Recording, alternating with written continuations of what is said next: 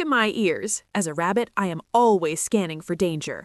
A cracking branch, a sudden shadow, my brain is always screaming, "Run for your life!"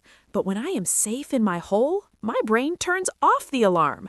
For some of you humans, that alarm never turns off. You are safe in your bed, but your mind is still fighting for survival. It's called PTSD. Let me explain why this invisible war is so different for a combat soldier and a normal civilian. To understand PTSD, look inside your brain. Think of your brain like a house. You have a fire alarm. It is called the amygdala. When danger comes, it rings loudly so you can run. Then you have the adult of the house, the prefrontal cortex. When the danger is gone, the adult says, "It's okay, turn off the alarm." But if you go through a terrible trauma, the adult gets locked out and the fire alarm gets stuck in the on position forever. Your brain always thinks you are in danger, even when you're just buying milk at the grocery store. The soldier's burden. Combat PTSD. Let's look at soldiers first. For a soldier, PTSD is very complicated.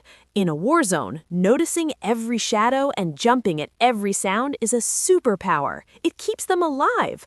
But when they come home, they cannot find the off switch. The superpower that saved them in combat becomes a sickness at home. Soldiers also suffer from something called moral injury. This is a deep wound to the soul.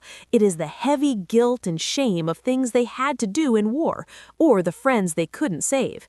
And because military culture says warriors must be tough, they often hide this terrible pain behind a brave face.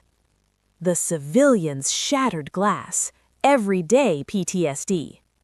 But what about everyday people? Civilians get PTSD from car crashes, abuse, or violence. When a soldier goes to war, they know the world is dangerous.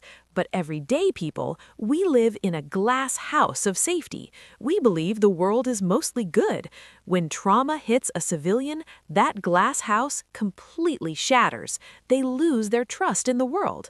Also, soldiers have their military brothers and sisters to share the pain, but a civilian usually experiences trauma completely alone.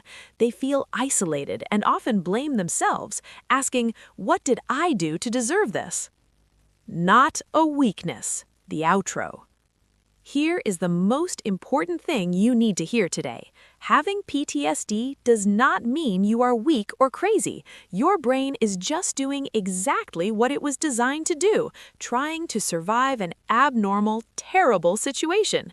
The good news is the brain can heal. With the right therapy, you can unlock the door for the adult in your brain and finally turn off that stuck fire alarm. So, next time someone jumps at a loud noise, don't laugh. Be kind. They might be fighting a memory you know nothing about. Now, I'm going to pick up my carrot. Be gentle with yourselves, humans.